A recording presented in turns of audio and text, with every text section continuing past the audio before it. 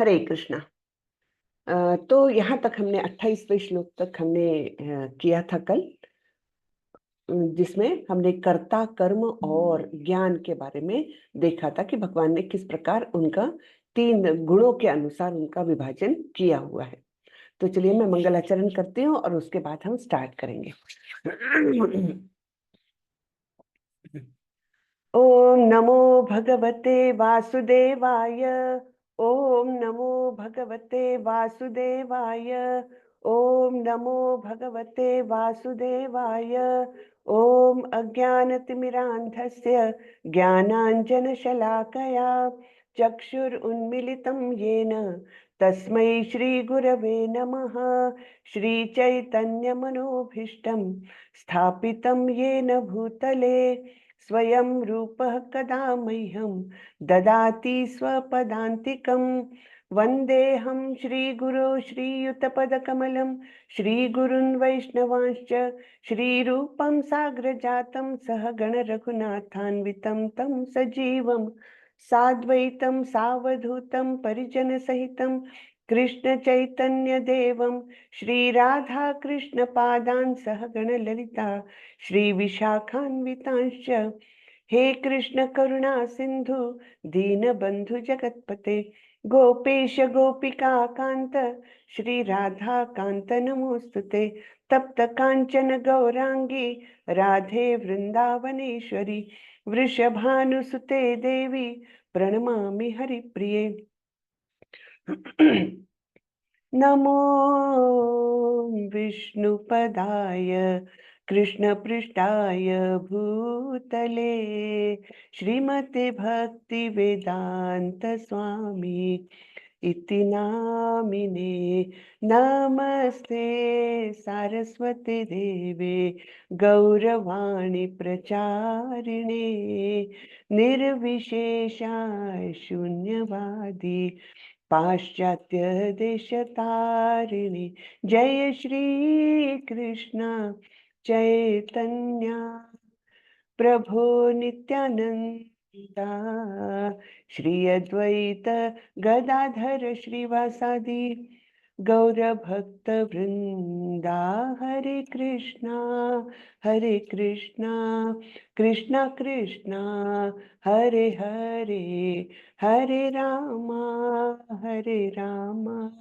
राम राम हरे हरे, हरे कृष्णा कृष्णा कृष्णा हरे हरे, हरे रामा राम राम हरे हरे। हरे कृष्णा सभी को। हरे कृष्णा।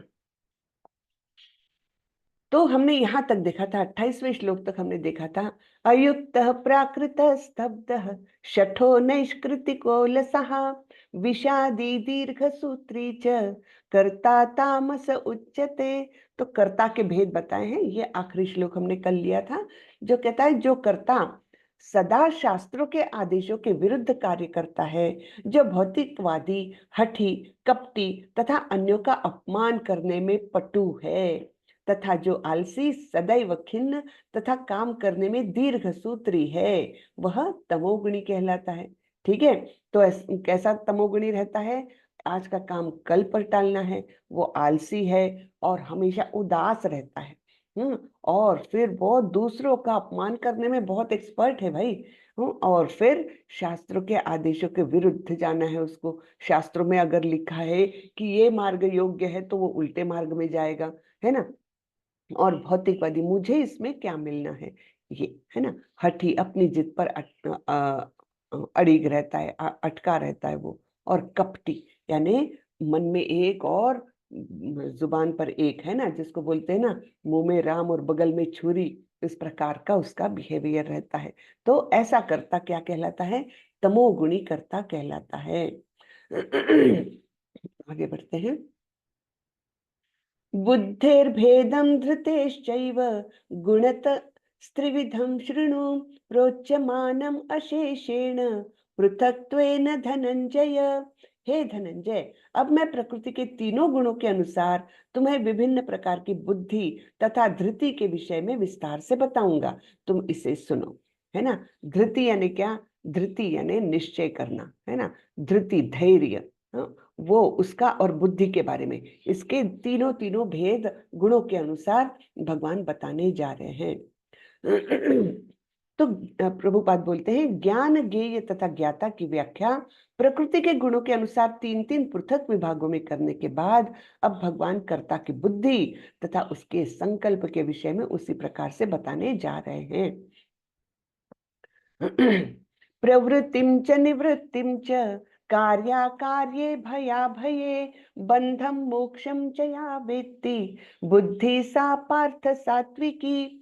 हे प्रथापुत्र, वह बुद्धि सतोगुणी है जिसके द्वारा मनुष्य यह जानता है कि क्या करणीय है और क्या नहीं है, किससे डरना चाहिए और किससे नहीं, क्या बांधने वाला है और क्या मुक्ति देने वाला है ना। यानी बुद्धि का कार्य जो डिस्क्रिमिनेशन है वो यहाँ पर सतोगुणी व्यक्ति में बराबर कार्य करता है ना। यह जानता है वो कि ये करना चाहिए, ये नहीं करना चाहिए, और ये चीज ऐसी है जिससे हमने बच के रहना है, डरना है ना। ऐसी भौतिकतावादी चीजें खास करके कि जो हमको अपने चंगुल में ले लेती है, तो उससे डरना है। और कौन सी चीजें हमको अच्छे मार्ग पर ले जाती है जिसके कारण उनसे डरने की आवश्यकता नहीं है ना। और क्या बांधने वाला है, बंधन कारक क्या है, तो और क्या मुक्ति देने वाला है। यानी बांधने वाला जो भौतिक गुणों से बंधे हैं और आसक्ति से बांधने वाली चीजें हैं, वो कौन सी है, और कौन सी चीजों से हम मुक्ति की ओर जा सकते हैं, इनके बारे में वो अच्छे से जानता है। तात्पर्य में श्रीला प्रभुपाद बोलते हैं, श्रीला प्रभुपाद की जय। शास्त्रों के निर्देशानुसार कर्म करने को या उन कर्मों को करना जिन्हें किया जाना चाहिए प्रवृत्ति कहते हैं। जिन कार्यों का इस तरह निर्देश नहीं होता वे नहीं किए जाने चाहिए। जो व्यक्ति शास्त्रों के निर्देशों को नहीं जानता वह कर्मों तथा उनकी प्रतिक्रिया से बंध जाता है। जो बुद्धि अच्छे बुरे का भेद बताती है वह सात्विकी है। तो अगर शास्त्रों के आदेशों के अनुसार कार्य नहीं करेंगे हम, तो हम क्या हो जाएंगे? बंध जाएंगे, अर्थात बार बार जन्म मृत्यु के चक्र में फंसे रहेंगे। इसलिए भगवान बोलते हैं कि तस्मात् शास्त्र विधानोक्त, है ना। भगवान ने बोला है कि इसलिए शास्त्रों के आदेशानुसार हमारे कर्म होने चाहिए, हमारे कार्य होने चाहिए। तो ये बुद्धि जो ये भेद बताती है कि ये योग्य है ये अयोग्य है, वो बुद्धि सात्विक बुद्धि कहलाती है। यया धर्मम अधर्मं च कार्यं च कार्यमेव च अयथावत् प्रजानाति बुद्धि सा पार्थ राजसी। हे प्रथापुत्र, जो बुद्धि धर्म तथा अधर्म, करणीय तथा अकरणीय कर्म में भेद नहीं कर पाती वह राजसी है। तो राजसी लोग क्या करते हैं कि वो भेद नहीं कर पाते, उनकी बुद्धि उसका भेद नहीं कर पाती कि ये अच्छा है ये बुरा है, ये धर्म है ये अधर्म है ना। धर्म क्या है? धर्म यानी धर्मम तो साक्षात भगवत प्रणीत, जो भगवान के आदेश है वो धर्म है। तो भगवान के आदेश कहाँ लिखे हैं? वेदों में, शास्त्रों में लिखे हुए हैं। इसलिए उनका अनुपालन करना बहुत आवश्यक है। उनके अनुसार हम कार्य करेंगे तो हम बंधेंगे नहीं, मुक्ति की ओर ले जाएंगे। क्योंकि भगवान चाहते हैं हम सभी जीव उनके पास चले जाएं, जहां पर हमारा परम धाम है, जो हमारा ओरिजिनल स्थान है। तो इसलिए भगवान ने वेदों में और शास्त्रों में सब धर्म और अधर्म के बारे में लिखा है। लेकिन जो बुद्धि इस भेद को ही नहीं जान पाती, तो वह कौन सी बुद्धि है? राजसी बुद्धि है। वो अपने मनगढ़ंत तरीके से अपने ही नियम बनाएंगे और उसी को पालन करेंगे। फिर आगे बढ़ते हैं तामसी की ओर। अधर्मम धर्ममितिया मन्यते तमसावृता सर्वार्थान विपरीतांश्च बुद्धि सा पार्थ तामसी। जो बुद्धि मोह तथा अहंकार के वशीभूत होकर अधर्म को धर्म और धर्म को अधर्म मानती है और सदैव विपरीत दिशा में प्रयत्न करती है, हे पार्थ वह तामसी है। तो ये तो एकदम ही उल्टे जाने वाले हैं, है ना। पहले सात्विक लोग तो भेद कर पाते हैं, उनकी बुद्धि उनको बताती है कि ये योग्य रास्ता है, ये अयोग्य रास्ता है, ये करना चाहिए, ये नहीं करना चाहिए, है ना। वो बुद्धि डिस्क्रिमिनेशन कर पाती है और उस तरीके से उसका बिहेवियर हो जाता है, तो वो बुद्धि है सात्विक की। राजसी में क्या करते हैं, धर्म और अधर्म के फर्क को ही नहीं जानते, अच्छे बुरे के फर्क को ही नहीं जान पाते, तो सब मन गढ़ंत तरीके से होता है, वो राजसी। और ये तो एकदम उल्टे जाने वाले, उल्टी डायरेक्शन में जाने वाले, कि अधर्म को ही धर्म मानते हैं और धर्म को ही अधर्म मानते हैं, ठीक है। और इस तरह से उनकी गाड़ी सब रिवर्स में जाती रहती है। और ये क्यों होता है, क्योंकि वे, उनकी बुद्धि मोह और अंधकार से वशीभूत है, मोह और अंधकार में डूबी हुई है उनकी बुद्धि, इसलिए वो हमेशा उनकी गाड़ी उल्टी जाती है। तामसी बुद्धि को जिस दिशा में काम करना चाहिए उससे सदैव उल्टी दिशा में काम करती है। यह उन धर्मों को स्वीकारती है जो वास्तव में धर्म नहीं है और वास्तविक धर्म को ठुकराती है। अज्ञानी मनुष्य महात्मा को सामान्य व्यक्ति मानते हैं और सामान्य व्यक्ति को महात्मा मानते हैं। वे सत्य को असत्य तथा असत्य को सत्य मानते हैं। वे सारे कामों में कुपथ ग्रहण करते हैं, अतएव उनकी बुद्धि तामसी है। ठीक है, तो ये बुद्धि के बारे में भेद भगवान ने बता दिए, 3 प्रकार के भेद। फिर अब धृति की ओर भगवान जा रहे, धैर्य निश्चय, है ना, धैर्य के बारे में बताएंगे। धृत्या यया धारयते मनः प्राणेन्द्रिय क्रियः योगेन व्यभिचारेण्या धृति सा पार्थ सात्विकी। हे पृथा पुत्र, जो अटूट है, जिसे योगाभ्यास द्वारा अचल रहकर धारण किया जाता है और जो इस प्रकार मन प्राण तथा इंद्रियों के कार्यकलापों को वश में रखती है, वह धृति सात्विक है। किसको कंट्रोल में रखती है, मन को भी। मन को वश में रखना कितना इंपॉर्टेंट है ना। मन प्राण तथा इंद्रियों को वो सारे कार्यकलापों को वो वश में रखती है कि ऐसे करना है और ऐसे नहीं करना है, चाहे उसमें कितनी भी तकलीफ हो। जैसे देखते हैं हम लोग, भक्त लोग कैसे करते हैं, सवेरे इतनी जल्दी उठते हैं, तो निश्चय ही सबको आराम से उठना पसंद है। खास करके ठंड के दिनों में, बरसात के दिनों में ऐसा लगता है सोते रहो। लेकिन भक्त लोगों की धृति कैसी है, निश्चय कैसा है कि चाहे कैसा भी मौसम हो, चाहे कुछ भी हो, चाहे रात को सोने को 1 बज जाए, फिर भी अगर उनका नियम है 3 बजे उठने का, तो वो उठेंगे ही उठेंगे, है ना। तो ये धृति कैसी है, सात्विक, है ना। तो इस प्रकार से वे योगाभ्यास द्वारा अपने मन को कंट्रोल में रखते हैं और फिर अपने निश्चय के अनुसार ही कार्य करते हैं। निश्चय किया है एक बार, इतने बजे उठ के इतनी माला जप करना है, ये करना है, तो वो वैसा करेंगे ही। अव्यभिचारिण्या शब्द अत्यंत महत्वपूर्ण है, प्रभुपाद लिखते हैं, क्योंकि यह सूचित करता है कि कृष्ण भावनामृत में तत्पर मनुष्य कभी किसी दूसरे कार्य द्वारा विचलित नहीं होता। तो ये है भक्त का महिमा कि उसकी धृति कभी विचलित नहीं होती, चाहे कुछ भी करना पड़े उसको। यया तु धर्म कामार्थान धृत्या धारयते अर्जुन प्रसंगेन फलाकांक्षी धृति सा पार्थ राजसी। लेकिन हे अर्जुन, जिस धृति से मनुष्य धर्म अर्थ तथा काम के फलों में लिप्त बना रहता है, वह राजसी है। वो धर्म, सो कॉल्ड धर्म करता है, यानी क्या, दान करेगा, यज्ञ करेगा, लेकिन करेगा तो अपने स्वार्थ के लिए ही। उसके फलों के प्रति आकर्षित रहेगा, वो अर्थ पैसा कमाना, उसमें वो लिप्त रहेगा, राजस जो रजोगुण में है वो, और काम के फलों में लिप्त बना रहता है। तो ऐसा जो है, वो धृति जो है वो राजसी है, रजोगुणी व्यक्तियों में ये पाई जाती है। यया स्वप्नम भयम शोकम विषादम मदमेव च न विमुंचन्ति दुर्मेधा धृति सा पार्थ तामसी। हे पार्थ, जो धृति स्वप्न भय शोक विषाद तथा मोह के परे नहीं जाती, ऐसी दुर्बुद्धिपूर्ण धृति तामसी है। तो तात्पर्य में प्रभुपाद जी लिखते हैं, इससे यह अर्थ नहीं निकलना चाहिए कि सतोगुणी मनुष्य स्वप्न नहीं देखता।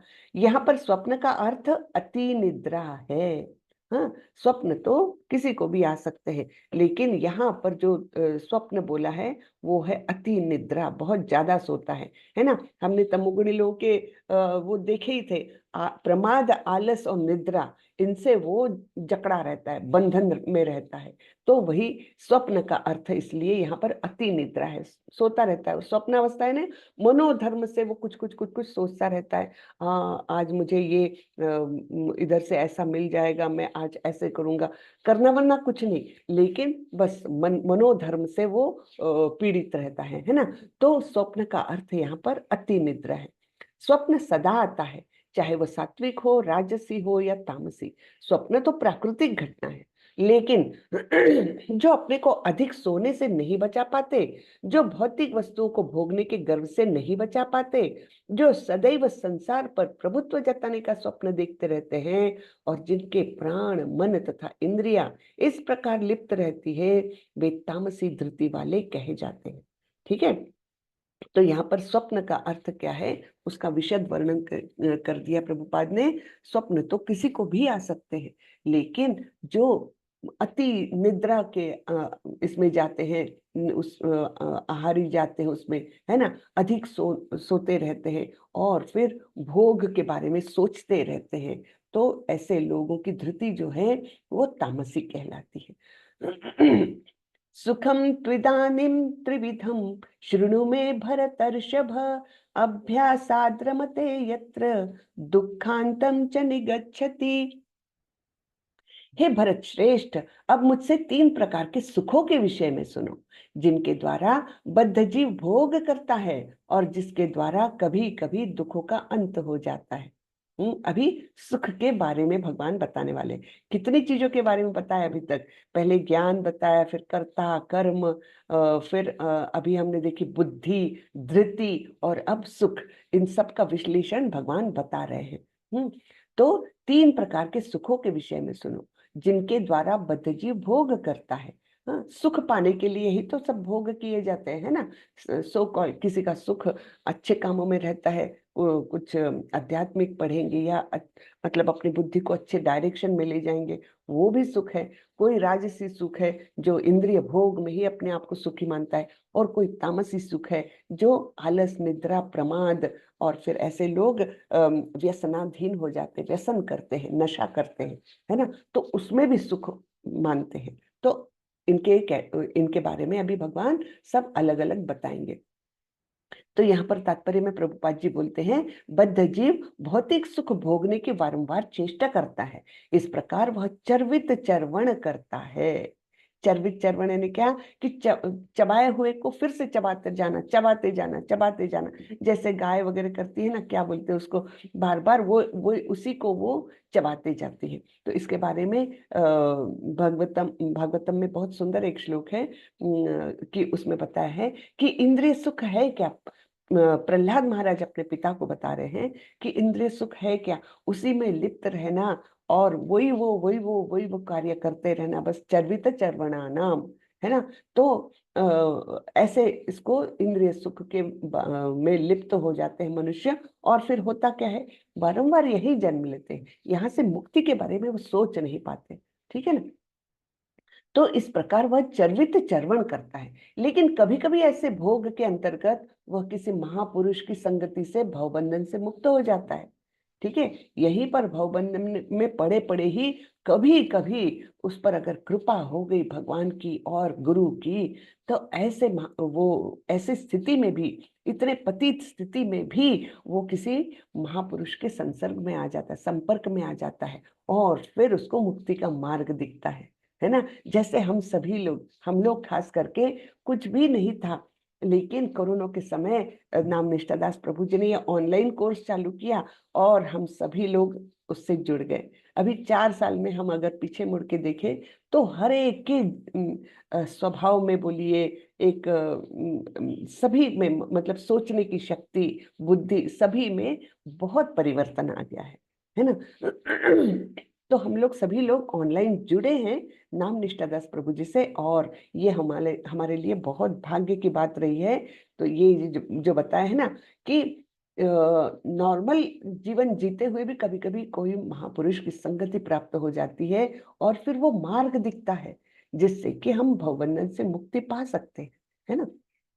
दूसरे शब्दों में बद्ध जीव सदा ही किसी न किसी इंद्रिय तृप्ति में लगा रहता है, लेकिन जब सुसंगति से यह समझ लेता है कि यह तो एक ही वस्तु की पुनरावृत्ति है और उसमें वास्तविक कृष्ण भावनामृत का उदय होता है, तो कभी कभी वह ऐसे तथाकथित आवृत्ति मूलक सुख से मुक्त हो पाता है ना। जब वो उसको पता चले कि ये मैं किस में लिप्त हूँ, बस सभी लोग वही कर रहे इसलिए वही करते जाना, नहीं, है ना, उससे परे कुछ है जो हमको वास्तविक सुख की ओर ले जाएगा। नहीं तो यही पड़े हैं, है ना, पुनरपि जननम पुनरपि मरणम पुनरपि जननी जठरे शयनम, वही वो होता रहेगा। आगे बढ़ते हैं। यत्तदग्रे विषमिव परिणामे अमृतोपमं तत्सुखम सात्विकं प्रोक्तम आत्मबुद्धि प्रसादजम। तो जो प्रारंभ में विष जैसा लगता है लेकिन अंत में अमृत के समान है और जो मनुष्य में आत्म साक्षात्कार जगाता है, वह सात्विक सुख कहलाता है। सो आत्म साक्षात्कार के साधन में मन तथा इंद्रियों को वश में करने तथा मन को आत्म केंद्रित करने के लिए नाना प्रकार के विधि विधानों का पालन करना पड़ता है ना। तो ये आध्यात्मिक मार्ग में भी हर क्षण एक प्रकार की तपस्या है ना। उसमें करना क्या है, मन और इंद्रियों को वश में करना है और उसके लिए हमारे शास्त्रों में अनेक विधि विधान बताए गए हैं। ये सारी विधियां बहुत कठिन और विष के समान अत्यंत कड़वी लगने वाली है ना। जैसे भक्तों को सवेरे 2:30 बजे 3 बजे उठते हैं भक्त लोग, ये कोई सामान्य बात नहीं है ना। कठिन है, विष के समान, विष के प्राशन के समान कठिन है, लेकिन जिसको इसकी आदत पड़ गई, उसमें रुचि आ गई, तब फिर वो अमृत के समान लगता है ना। तो ये सारी विधि विधान का पालन करना अत्यंत कड़वी लगती है, लेकिन यदि कोई इन नियमों के पालन में सफल हो जाता है और दिव्य पद को प्राप्त हो जाता है, तो वह वास्तविक अमृत का पान करने लगता है और जीवन का सुख प्राप्त करता है। ठीक है ना। तो कोई भी अच्छी आदत हम सोचे, वो हमको अच्छी आदत डालना है, तो शुरू में तो बड़ा कठिन लगता है, लेकिन जैसे जैसे उसकी आदत लगती है तो वो बड़ा ही सुखमय लगने लगता है। जैसे इवन नाम जप करना शुरू में इतना कठिन लगता है, हजारों विचारों का कोलाहल मन में पैदा होते रहता है और वो ऐसा लगता है कि अरे ये माला खत्म ही नहीं हो रही, खत्म ही नहीं हो रही। लेकिन धीरे धीरे उसी में अड़िग रहकर कोई व्यक्ति अगर रोज माला का अभ्यास करता है, रोज करता है, रोज करता है, तब फिर क्या होता है, कुछ समय के पश्चात उसको उसमें रुचि आने लगती है। और हमारे नाम निष्ठादास प्रभु जी तो बताते हैं, जब हम शुद्ध नाम लेने लगते हैं, ये विचारों का कोलाहल एकदम शांत हो जाता है, हम शुद्ध हो जाते हैं, है ना। मन के सारे कलमश दूर हो जाते हैं, अनर्थ निवृत्ति। उसके बाद क्या होता है, उसी नाम को लेने से अत्यंत आनंद मिलता है। जैसे एक रसगुल्ले की मिठास हमारी जिह्वा पर आ जाती है, वैसे वो नाम की मिठास हमारे जीभ पर आ जाती है। तो ये क्या है, ये सात्विक है, सात्विक से भी ऊपर है, लेकिन ये सात्विक ये सुख सात्विक कहलाता है। सॉरी है, मेरा गला गड़बड़ है। तो इसको बोलते हैं कि शुरू में विष के समान, लेकिन अंत में वो अमृत के समान सुखमय जो है, उसको सात्विक सुख कहते हैं। फिर आगे बढ़ते हैं, रजोगुणी लोगों का सुख कैसा होता है। विषयेंद्रिय संयोगात तत्तदग्रे अमृतोपमं परिणामे विषमिव तत्सुखम राजसं स्मृतम। जो सुख इंद्रियों द्वारा उनके विषयों के संसर्ग से प्राप्त होता है और जो प्रारंभ में अमृत तुल्य तथा अंत में विष तुल्य लगता है, वह रजोगुणी कहलाता है ना। ये सुख के बारे में हम थोड़ा सा ये कर सकते हैं। जैसे चाट खाने वाले लोग, उनको क्या होता है, क्या आनंद आ रहा है चटपटा खाने में, है ना। तो शुरू में तो उनको अमृत के समान लगता है, ये खाना तो अमृत के समान, इसका पान करना तो अमृत के समान है। लेकिन अल्टीमेटली होता क्या है कि वो विष में हो जाता है। कैसे, पेट में अनेक रोग पैदा हो जाते हैं, है ना। और डाइजेशन सिस्टम बेकार हो जाती है, और जब पेट में कोई रोग उत्पन्न हो गया तो समझो कि धीरे धीरे वो सारे शरीर को ग्रसित करेगा। तो इस प्रकार वो अल्टीमेटली क्या हो जाता है, उसका परिणाम क्या होता है, विष के समान। है ना। तो ये बताया है रजोगुणी सुख। तो तात्पर्य में प्रभुपाद जी बोलते हैं, जब कोई युवक किसी युवती से मिलता है तो इंद्रिया युवक को प्रेरित करती है कि वह उस युवती को देखे, उसका स्पर्श करे और उससे संभोग करे। प्रारंभ में इंद्रियों को यह अत्यंत सुखकर लगता है, लेकिन अंत में या कुछ समय बाद वही विषतुल्य बन जाता है। तब वे विलग हो जाते हैं या उनमें तलाक या विवाह विच्छेद हो जाता है। फिर शोक विषाद इत्यादि उत्पन्न होता है।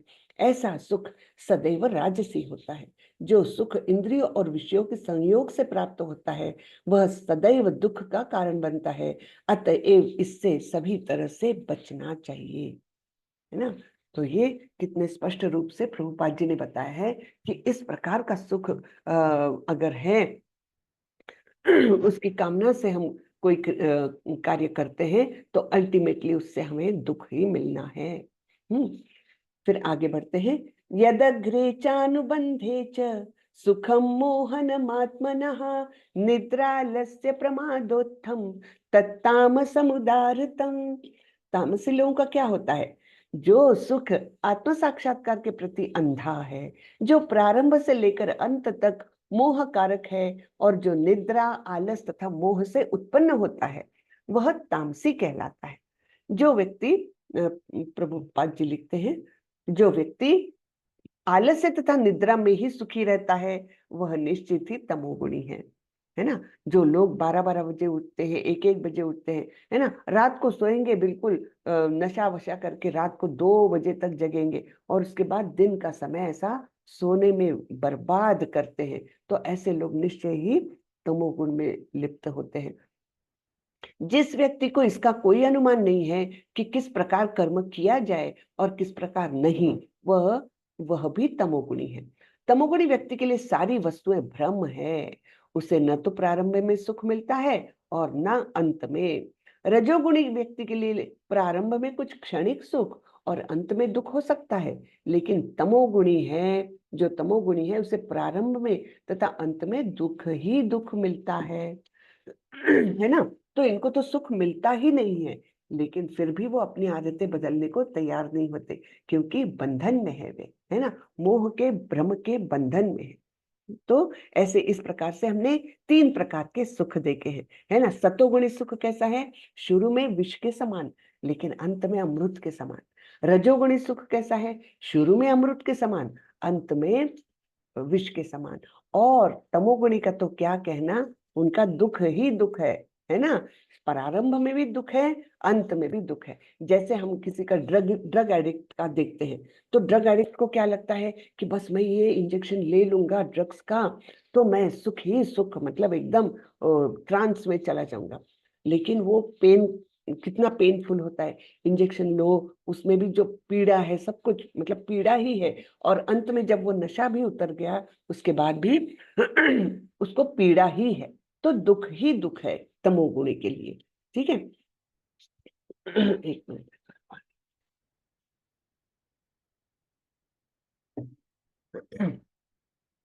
फिर आगे बढ़ते हैं। न तदस्ति पृथिव्यां वा दिवि देवेषु वा पुनः सत्वं प्रकृतिजैर्मुक्तं यदेभिः स्यात् त्रिभिर्गुणैः। इस लोक में, स्वर्ग लोक में या देवताओं के मध्य में कोई भी ऐसा व्यक्ति विद्यमान नहीं है जो प्रकृति के 3 गुणों से मुक्त हो, है ना। यानी इस ब्रह्मांड में जो कोई भी है, चाहे वो कहीं भी हो, चाहे वो स्वर्ग में हो, इंद्रलोक में हो, ब्रह्मलोक में भी हो, तब भी वो तीनों गुणों के बंधन में जरूर है। ब्राह्मण क्षत्रिय विषाम शूद्राणाम च परंतप कर्माणि प्रविभक्तानि स्वभाव प्रभवैर्गुणः। हे परंतप, ब्राह्मणों, क्षत्रियों, वैश्यों तथा शूद्रों में प्रकृति के गुणों के अनुसार उनके स्वभाव द्वारा उत्पन्न गुणों के द्वारा भेद किया जाता है। तो अब ये चातुर्वर्ण के बारे में बात हो रही है। चातुर्वर्ण मया सृष्टम गुण कर्म विभागशः। भगवान ने बताया है कि ये चातुर्वर्ण जो है, ब्राह्मण, क्षत्रिय, वैश्य और शूद्र, इनका इस प्रकार से समाज का विभाजन मैंने किया है ना, भगवान ने किया है, लेकिन किसके आधार पर? गुण और कर्म के अनुसार, है ना। वो सतोगुणी है, रजोगुणी है, तमोगुणी है, इसके आधार पर, और उसके कर्म, गुण और कर्म, इसके बेसिस पर ये 4 वर्णों का भेद समाज में भगवान ने किया है। किंतु अभी क्या होता है, हम लोग देखते हैं कि ब्राह्मण का बेटा ब्राह्मण, क्षत्रिय का बेटा क्षत्रिय, ऐसा ऐसा ही भेद चल रहा है, लेकिन वो योग्य नहीं है। हमारे शास्त्र वैसा नहीं बताते हैं। ब्राह्मण का बेटा भी शूद्र हो सकता है, क्योंकि अगर उसमें क्वालिटीज ही वैसी है, वो तामसी है, मतलब निद्रा में और आलस में अपना समय बिताता है, नशे की ओर उसका वो है, नशा करने की ओर उसकी प्रवृत्ति है, तो ऐसा बेटा क्या ब्राह्मण कहलाएगा? नहीं, वो तो शूद्र ही कहलाएगा और उस शूद्र के ही काम करेगा। ऐसा पहले समाज का विभाजन था, लेकिन अब वैसा नहीं रहा। ठीक है, तो यहाँ भगवान बता रहे हैं, ब्राह्मण, क्षत्रिय, वैश्य तथा शूद्रों में प्रकृति के गुणों के अनुसार, अर्थात सतो, रजो और तमो गुणों के अनुसार, उनके द्वारा उत्पन्न गुणों के द्वारा भेद किया जाता है। तो ब्राह्मणों का क्या है स्वभाव, हम देखते हैं। शमो दमस्तप शौचम क्षांतिरार्जव क्षांतिरार्जवमेव च ज्ञानम विज्ञानमास्तिक्यम ब्रह्म कर्म स्वभावजम। शांति प्रियता, आत्मसंयम, तपस्या, पवित्रता, सहिष्णुता, सत्यनिष्ठा, ज्ञान, विज्ञान तथा धार्मिकता, ये सारे स्वाभाविक गुण हैं जिनके द्वारा ब्राह्मण कर्म करते हैं। ठीक है, तो ये 9 गुण बताए हैं ब्राह्मण के। हाँ, 9 गुणों से युक्त होते हैं ब्राह्मण, और उसी के द्वारा वे अपने सारे कार्य करते रहते हैं। उसमें है शांति प्रियता, उनको कोलाहल पसंद नहीं, है ना, शांत जगह पर रहना वे पसंद करते हैं। आत्म संयम, कोई भी ऐसा इंद्रिय विषय नहीं होता कि जिसके ओर वो खींचे चले जाएंगे, उनके इंद्रियों पर उनका पूरा कंट्रोल है। तपस्या, तपस्या, वो शरीर की तपस्या, मन की तपस्या, वाणी की तपस्या, हमने 3 प्रकार की तपस्या देखी है ना, 17वें अध्याय में। तो उसमें वो तपस्या करते हैं, है ना, शरीर की तपस्या, वाणी की तपस्या, मन को कंट्रोल में रखते हैं। पवित्रता, है ना, पवित्रता शरीर की भी और मन की भी। सहिष्णुता यानी टॉलरेंस, कोई भी परिस्थिति में वो उस परिस्थिति को टॉलरेट करते हैं, है ना, सहिष्णु है वे। किसी के द्वारा अपमान भी हो जाए तो सहिष्णु, है ना। फिर सत्य निष्ठा, चाहे कोई भी परिस्थिति हो जाए वो सत्य का पक्ष नहीं छोड़ते। ज्ञान विज्ञान, है ना, ज्ञान अर्जित करना और उसको जीवन में उतारना, ये सब इसमें है, ज्ञान और विज्ञान में। और धार्मिकता अर्थात भगवान के प्रति निष्ठा, ये सारे स्वाभाविक गुण है ब्राह्मणों के। फिर क्षत्रियों के गुण देखते हैं। शौर्यं तेजो धृतिर्दाक्ष्यं युद्धे चाप्यपलायनं दानमीश्वर भावश्च क्षात्रं कर्म स्वभावजम्। वीरता, शक्ति, संकल्प, दृढ़ दक्षता, युद्ध में धैर्य, उदारता तथा नेतृत्व, ये क्षत्रियों के स्वाभाविक गुण हैं। तो ब्राह्मणों के 9 गुण बताए हैं और क्षत्रियों के 7 गुण बताए हैं। वीरता, शक्ति, संकल्प, है ना, संकल्प ले लेते हैं कोई चीज का तो फिर उसमें अड़िग रहते हैं। दक्षता, वेरी अलर्ट, हाँ, कोई भी परिस्थिति में अलर्ट रहते हैं वे। युद्ध में धैर्य, युद्ध में कभी कभी ऐसी परिस्थिति लगती है, अरे अभी हार रहे क्या, अभी जीत रहे क्या, ये इतने लोग मारे गए, लेकिन कोई भी परिस्थिति आ जाए युद्ध करते समय वो अपना धैर्य नहीं खोते हैं। उदार होते हैं वे, है ना, क्षत्रियों का स्वभाव होता है उदारता, और वो बहुत दान करते हैं। हाँ?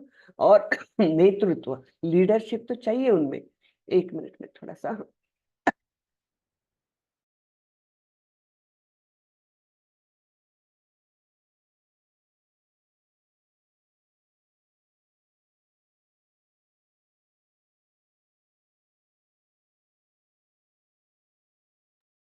तो नेतृत्व, ये इनके स्वाभाविक गुण है क्षत्रियों के।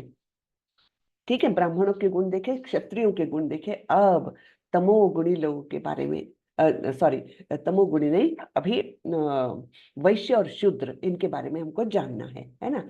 कृषि गोरक्ष वाणिज्यम वैश्य कर्म स्वभावजम परिचर्यात्मकम कर्म शूद्रस्यापि स्वभावजम। कृषि करना, गोरक्षा तथा व्यापार वैश्यों के स्वाभाविक कर्म है और शूद्रों का कर्म श्रम तथा अन्यों की सेवा करना है। ठीक है, तो ब्राह्मणों के 9 गुण, क्षत्रियों के 7 गुण और वैश्यों के 3 गुण और शूद्रों का एक ही गुण है कि श्रम करना अर्थात दूसरों की सेवा करना।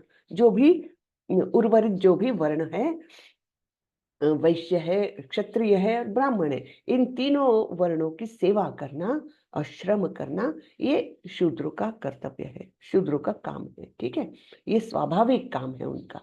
वो शूद्र लोग लीडर नहीं बन सकते। अब आजकल का है जमाना जब डेमोक्रेसी चल रही है, इसको प्रभुपाद जी डेमोनोक्रेजी बोलते हैं, डेमन क्रेजी।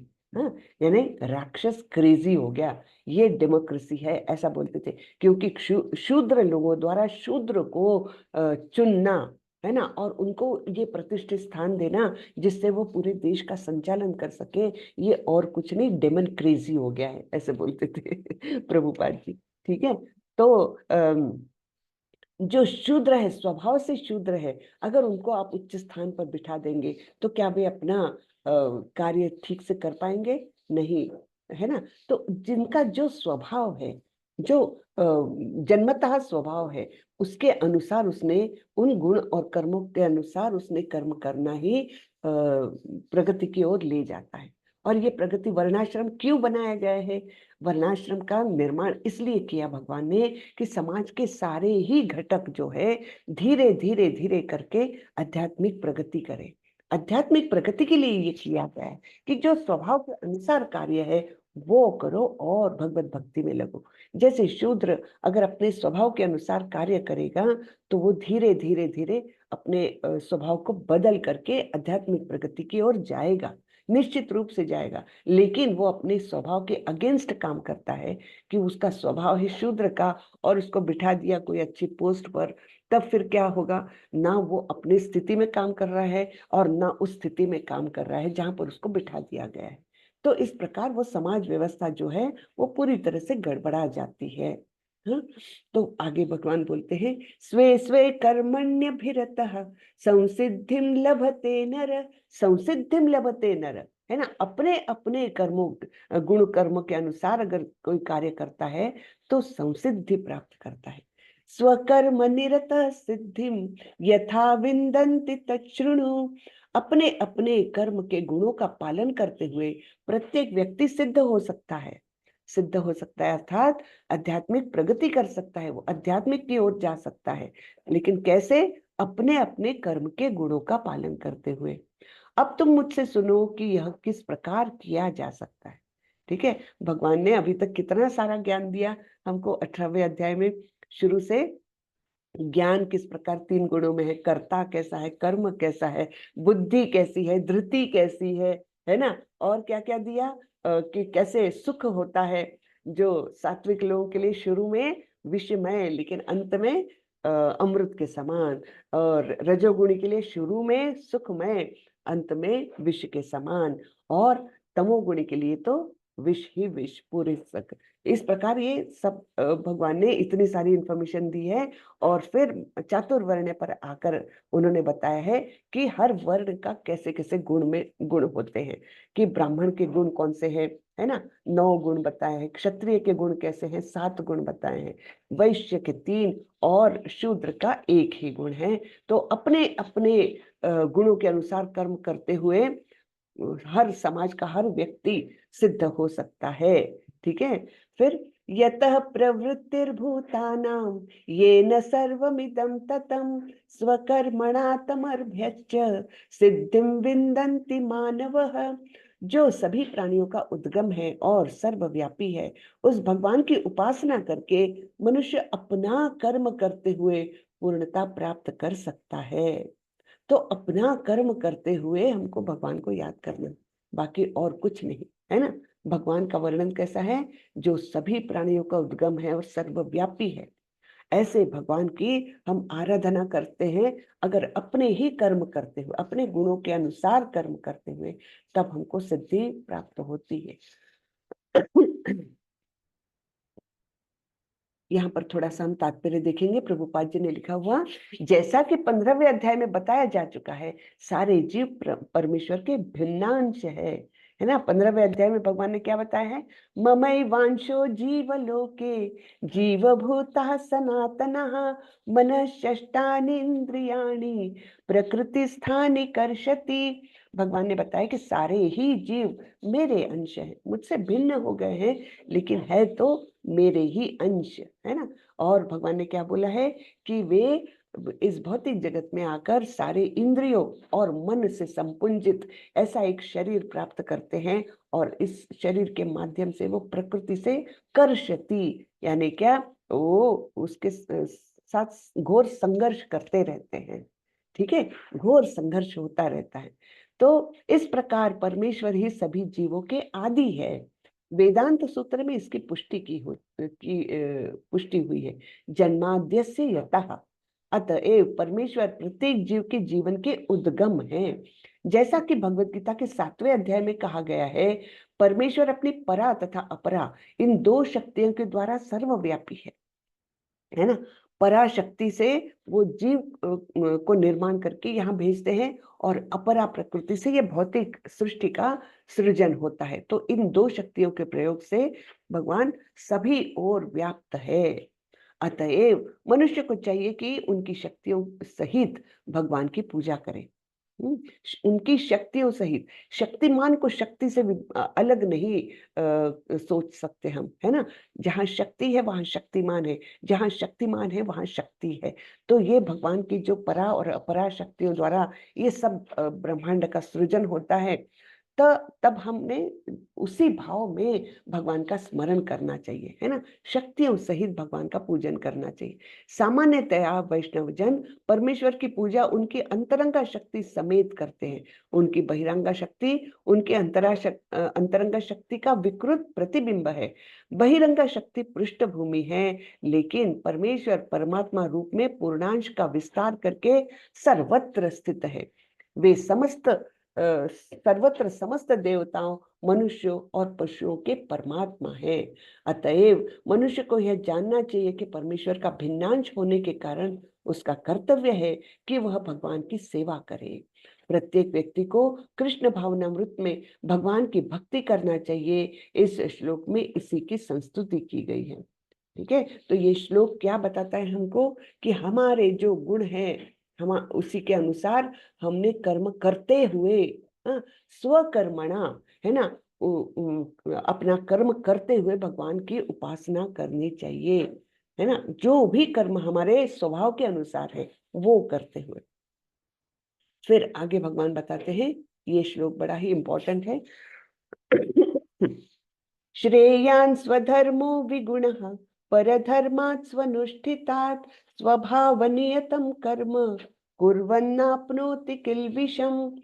सो भगवान बोल रहे हैं, अपने वृत्तिपरक कार्य को करना, चाहे वह कितना ही त्रुटिपूर्ण ढंग से क्यों ना किया जाए, अन्य किसी के कार्य को स्वीकार करने और अच्छी प्रकार करने के अपेक्षा अधिक श्रेष्ठ है। अपने स्वभाव के अनुसार निर्दिष्ट कर्म कभी भी पाप से प्रभावित नहीं होते। तो ये बहुत इंपॉर्टेंट श्लोक है। अपने वृत्तिपरक कार्य ही करना चाहिए, चाहे आपको वो ठीक से ना आता हो, फिर भी वही करना चाहिए। अगर आप स्वभाव से ही शूद्र है तो शूद्र का ही काम करें, उसमें चाहे आप बहुत अच्छे से नहीं कर पा रहे हो फिर भी वही करें। दूसरे का काम ना करें कि नहीं नहीं मैं तो क्षत्रिय बनना चाहता हूँ, मैं तो जाके लड़ाई करूंगा और मैं बहुत अच्छे से लड़ सकता हूँ, फिर भी नहीं करे। आपका स्वभाव है शूद्र का कार्य करना, तो इसलिए दूसरे का कार्य अच्छी प्रकार से भी कर सकते हो तब भी नहीं करना है। अपने स्वभाव के अनुसार निर्दिष्ट कर्म कभी भी पाप से प्रभावित नहीं होते, ये बहुत इंपॉर्टेंट है ना। अपने स्वभाव के अनुसार कर्म करते रहेंगे तब हम कभी भी पाप के बंधन में नहीं फंसेंगे। तो यहाँ पर तात्पर्य में प्रभुपाद जी बहुत सुंदर एक्सप्लेन करते हैं, भगवत गीता में मनुष्य के वृत्ति पर्यक कार्य यानी स्वधर्म का निर्देश दिया है। जैसा कि पूर्ववर्ती श्लोकों में वर्णन हुआ है कि ब्राह्मण, क्षत्रिय, वैश्य तथा शूद्र के कर्तव्य उनके विशेष प्राकृतिक गुणों यानी स्वभाव के द्वारा निर्दिष्ट होते हैं। किसी को दूसरे के कार्य का अनुकरण नहीं करना चाहिए। जो व्यक्ति स्वभाव से शूद्र के द्वारा किए जाने वाले कर्म के प्रति आकृष्ट हो, उसे अपने आप को झूठे ही ब्राह्मण नहीं करना चाहिए, भले ही वह ब्राह्मण कुल में क्यों उत्पन्न न हुआ हो, है ना। अगर ब्राह्मण कुल में भी उत्पन्न हुआ है लेकिन उसको स्वाभाविक आकर्षण है कि सेवा करूं, मैं तो मेरे को सेवा करने में ही अच्छा लगता है, तो फिर उसने झूठ मूठ का ब्राह्मण नहीं बनना चाहिए, है ना। इस तरह प्रत्येक व्यक्ति को चाहिए कि अपने स्वभाव के अनुसार कार्य करें। कोई भी कर्म निकृष्ट यानी गर्हित नहीं है यदि वह परमेश्वर की सेवा के लिए किया जाए।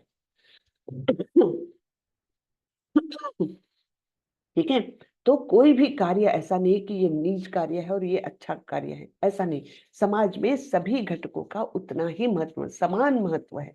जैसे एक शरीर, अगर हम समाज को एक शरीर के रूप में देखते हैं तो उसकी रचना कैसी है?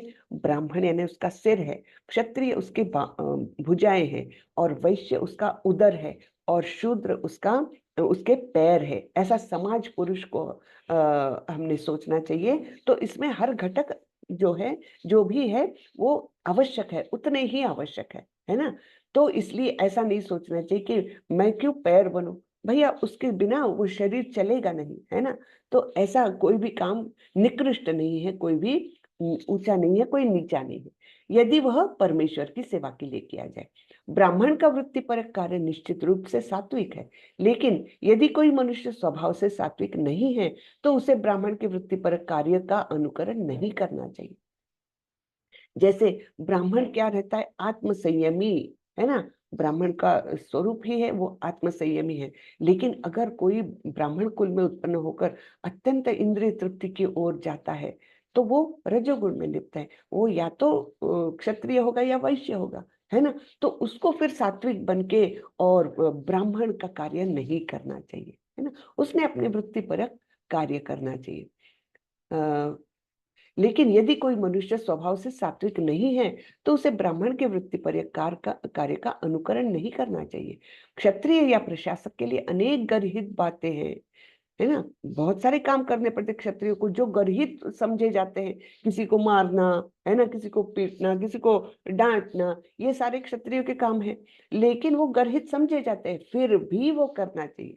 क्षत्रियो को शत्रुओं का वध करने के लिए हिंसक होना पड़ता है, और कभी कभी कूटनीति में झूठ भी बोलना पड़ता है। ऐसी हिंसा तथा कपट राजनीतिक मामलों में चलता है, लेकिन क्षत्रिय से यह आशा नहीं की जाती कि वह अपने वृत्ति पर्यक कर्तव्य त्याग कर ब्राह्मण के कार्य करने लग जाए। अगर वो युद्ध क्षत्रिय है, युद्ध भूमि में जाता है और वहां पर जाकर वो सोचता है नहीं नहीं, ये मारना वगैरह, वध करना वगैरह, ये तो गलत बातें हैं, इससे मुझे पाप लगेगा, ऐसा अगर सोचने लग जाए और ब्राह्मण के वृत्ति पर्यक वो बन जाए, मैं ये वध करने का काम नहीं करूंगा, मैं तो पूजा पाठ करूंगा, ऐसा अगर बोलने लग जाए तो उसके स्वभाव के अगेंस्ट होने के कारण वह वो पाप का भागीदार बनेगा। ऐसे ही परिस्थिति हमने देखी थी पहले अध्याय में। अर्जुन बोलते हैं, क्यों बोलते हैं? उनका तो स्वभाव है क्षत्रिय का, लेकिन वो उस समय युद्ध में जाकर मैं अपने ही रिश्तेदारों को कैसे मारूं, मुझे पाप लगेगा, ऐसा सोचने लग गए थे। तो ये भगवान वो भी पूरी तरह से क्लियर कर रहे हैं कि स्वभाव नियतम कर्म, जो तुम्हारा स्वभाव है उसी के अनुसार कर्म करो। तुम कभी पाप से मतलब तुमको कभी पाप नहीं लगेगा अगर तुम अपने वृत्ति पर्यक कार्य कर रहे हो तो, है ना। तो इस प्रकार हर वर्ण में कुछ कुछ गर्हित कार्य होते हैं। तो ऐसा नहीं सोचना चाहिए कि ये कार्य मैं नहीं करूं। अगर तुम उसी स्वभाव से निर्मित हो, तुम्हारा जन्म ही उस गुण में हुआ है कि तुम रजोगुणी, मतलब ऐसे हो कि क्षत्रिय के सारे गुण है तुम में, तुम नेतृत्व कर सकते हो, और तुम धैर्यवान हो, और तुम भय रहित हो, तब तुमको क्षत्रिय ही तुम्हारे गुण हैं, और तुमको क्षत्रिय के ही कार्य करने चाहिए, है ना। तो ये सारे कार्य अपने वृत्ति पर कार्य करने से भगवान प्रसन्न होते हैं, और धीरे धीरे हमारी जो आत्मोन्नति जो है वो होने लगती है। फिर आगे भगवान बोल रहे हैं, सहजम कर्म कौन्तेय सदोषम अपि न त्यजेत सर्वारंभा हि दोषेण धूमेनाग्निरिवावृतः। प्रत्येक उद्योग यानी प्रयास किसी ना किसी दोष से आवृत्त होता है, जिस प्रकार अग्नि धुएं से आवृत्त रहती है। अतएव हे कुंती पुत्र, मनुष्य को चाहिए कि स्वभाव से उत्पन्न कर्म को भले ही वह दोषपूर्ण क्यों न हो, कभी त्यागे नहीं। अगर कोई वैश्य वृत्ति का है और वो बोलेगा अरे नहीं नहीं, व्यापार करने में तो मुझे बहुत झूठ बोलना पड़ता है ना, हर एक ग्राहक को हम बोलते हैं कि नहीं नहीं आपके लिए तो मैं इतना डिस्काउंट दे रहा हूँ, वास्तविक तो फायदा ही होता रहता है ना, तो ये मैं झूठ तो नहीं बोलूंगा, है ना, इसलिए मैं वैश्य मतलब व्यापार नहीं करूंगा। ऐसा अगर वैश्य के स्वभाव में उत्पन्न व्यक्ति बोलेगा तो वो योग्य नहीं है, क्योंकि भगवान बता रहे हैं कि हर वर्ण के कार्य जो है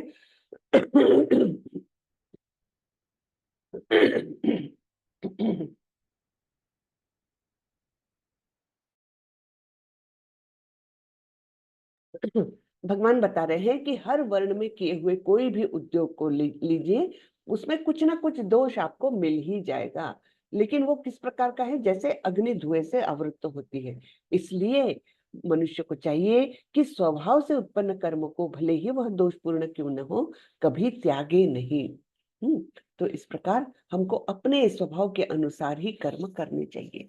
बद्ध जीवन में सारा कर्म भौतिक गुणों से दूषित रहता है। यहाँ तक कि ब्राह्मण तक को ऐसे यज्ञ करने पड़ते हैं जिनमें पशु हत्या अनिवार्य है। हाँ, कोई कोई यज्ञ वगैरह ऐसे होते हैं, अभी तो नहीं होते लेकिन पहले होते थे। तो ब्राह्मण को भी ऐसे यज्ञों में सम्मिलित होना पड़ता था जिसमें पशु वध होता है। तो इसी प्रकार क्षत्रिय चाहे कितना ही पवित्र क्यों न हो, उसे शत्रुओं से युद्ध करना पड़ता है, वह इससे बच नहीं सकता। इसी प्रकार एक व्यापारी को चाहे वह कितना ही पवित्र क्यों न हो, अपने व्यापार में बने रहने के लिए कभी कभी लाभ को छिपाना पड़ता है या कभी कभी काला बाजार भी करना पड़ता है। ये बातें आवश्यक है, इनसे बचा नहीं जा सकता। इसी प्रकार यदि शूद्र होकर बुरे स्वामी की सेवा करनी पड़े तो उसे स्वामी की आज्ञा का पालन करना होता है, भले ही ऐसा नहीं होना चाहिए। इन सब दोषों के होते हुए भी मनुष्य को अपने निर्दिष्ट कर्तव्य करते रहना चाहिए, क्योंकि वे स्वभावगत है।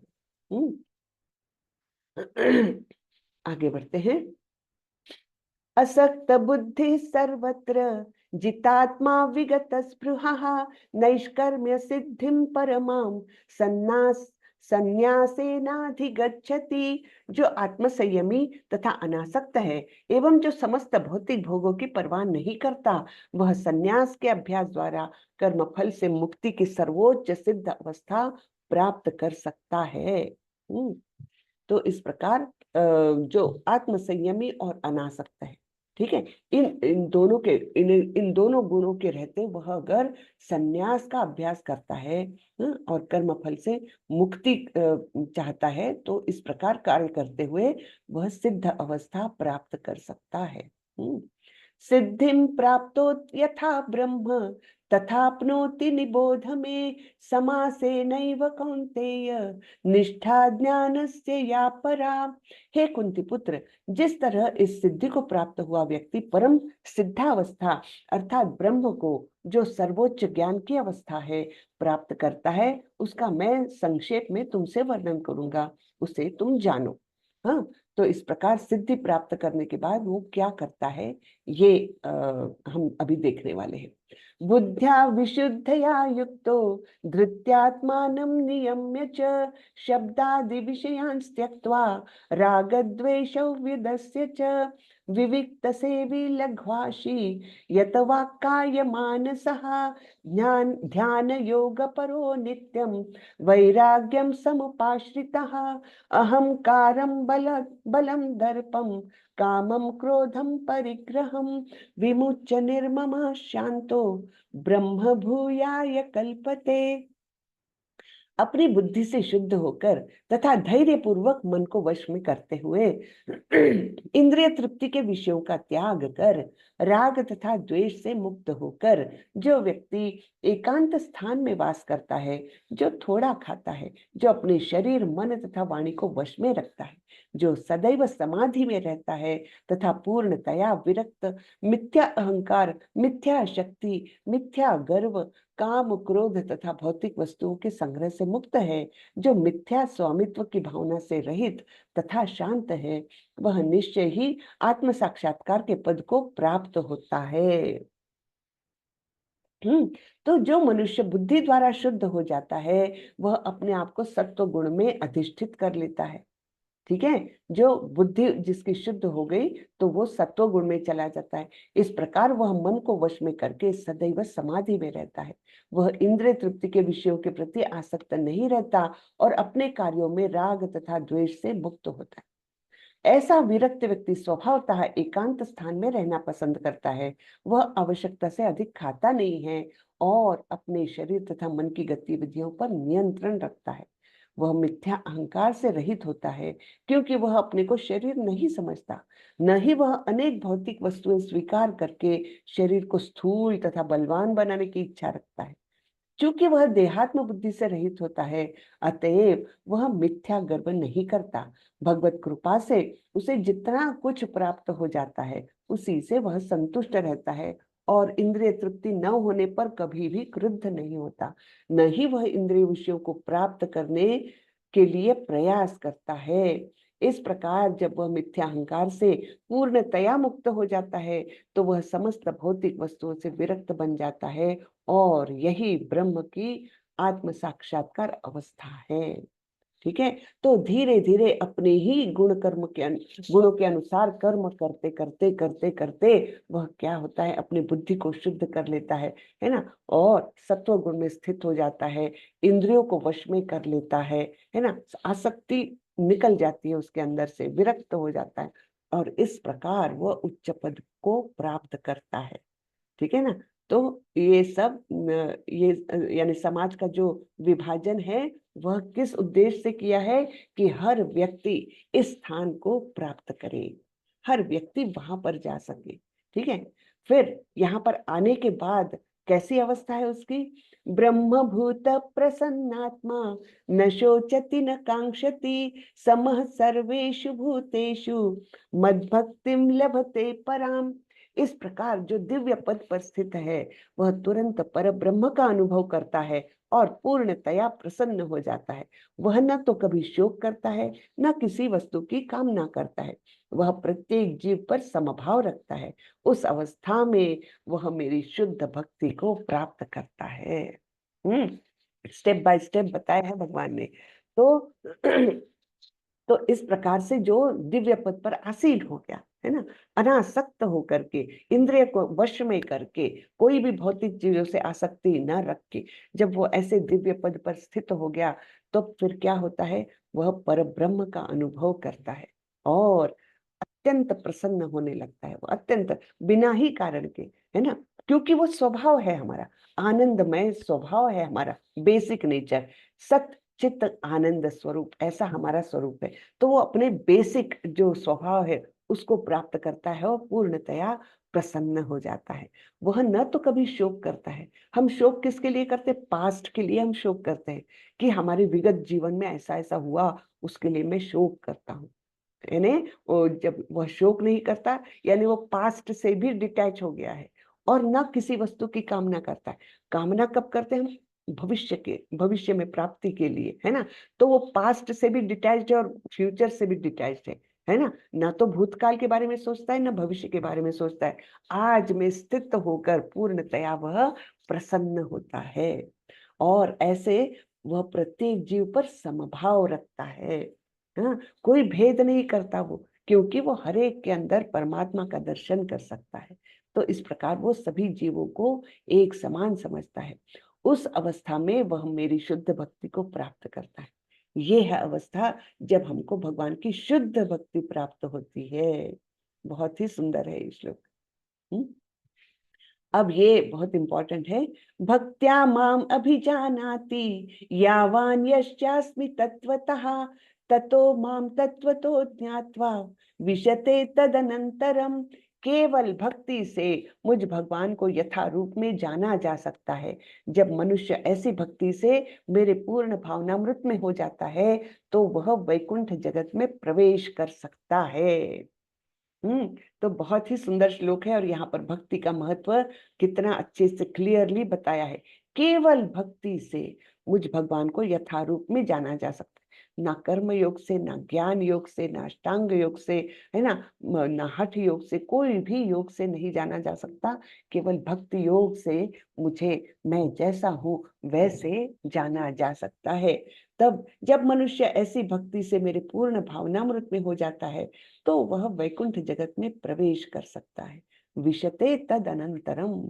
ठीक है, तो तत्पश्चात वह वैकुंठ जगत में प्रवेश कर सकता है। तो आज हम यही रुकते हैं। कल हमको करीबन 78 श्लोक है अध्याय के, वो कल पूरे हो जाएंगे हमारे, क्योंकि आज करेंगे तो बहुत जल्दी जल्दी हो जाएगा। तो मैं चाहती हूँ कि जरा आराम से करें, तो कल हमारा ये अध्याय भी खत्म हो जाएगा, अर्थात हमारी पूरी भगवत गीता ही खत्म हो जाएगी। तो ये श्लोक सभी लोग एक्चुअली कंठस्थ कर ले। भक्त्या माम अभिजानाति यावान यश्चास्मि तत्वतः ततो मा तत्वतो ज्ञात्वा विशते तद अनंतरम। ठीक है।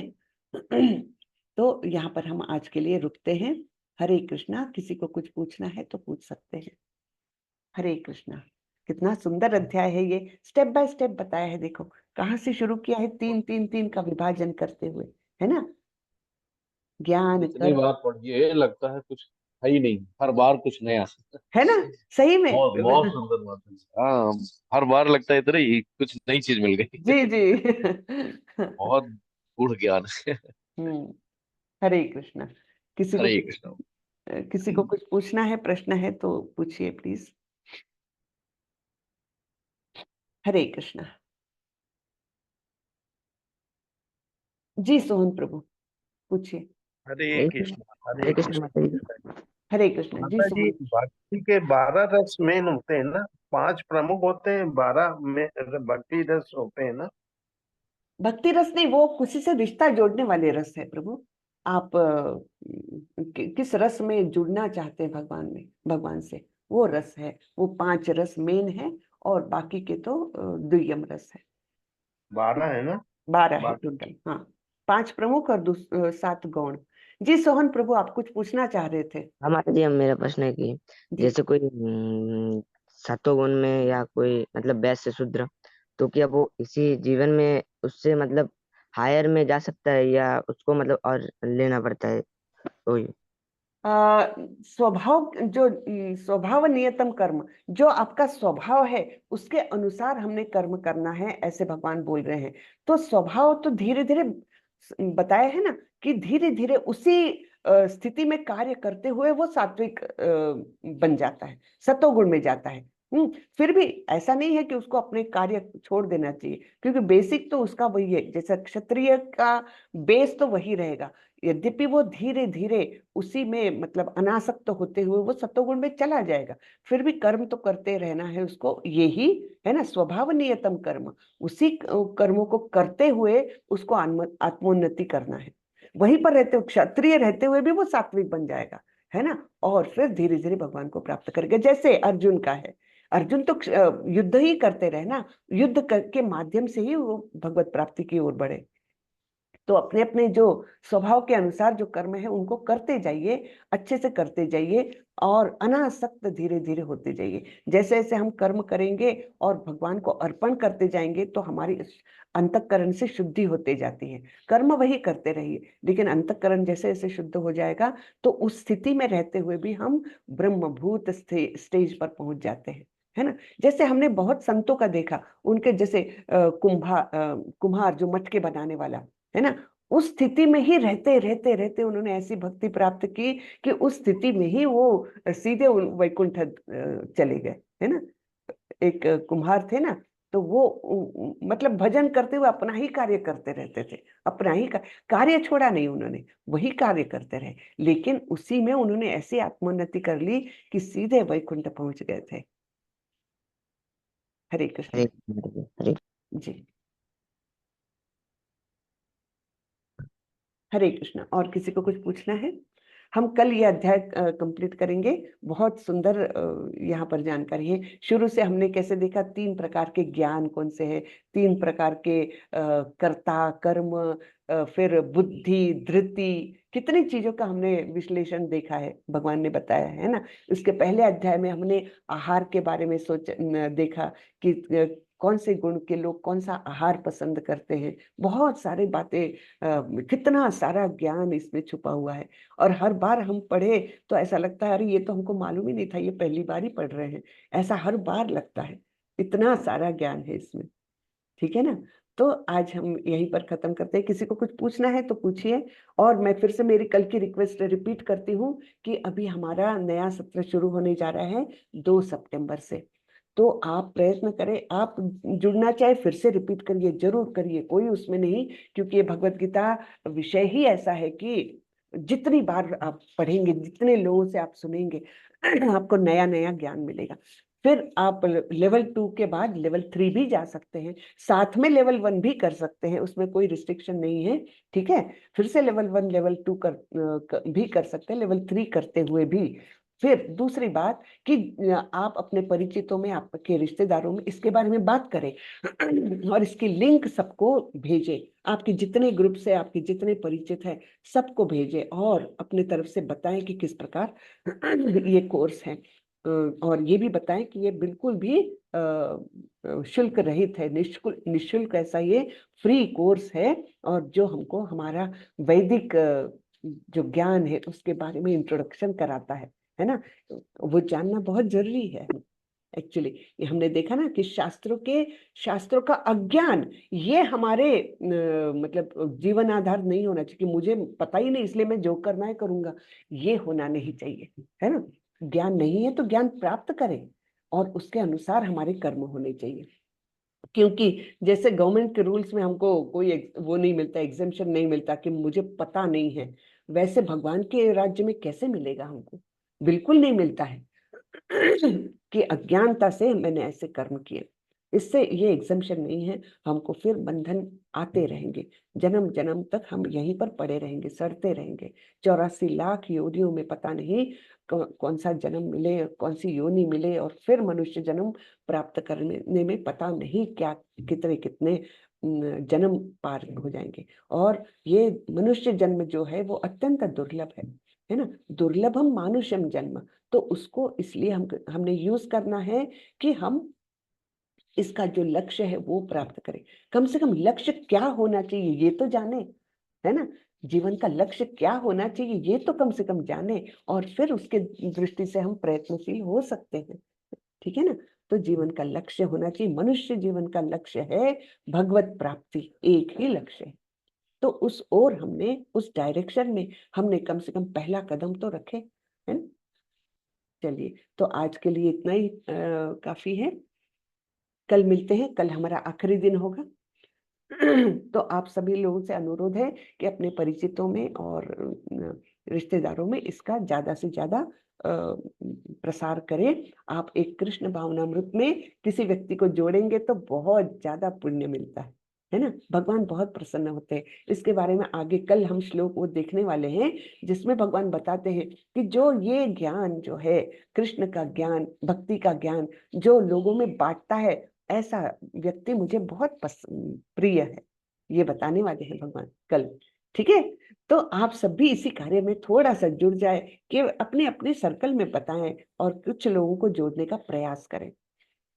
चलिए, तो आज हम यही खत्म करते हैं।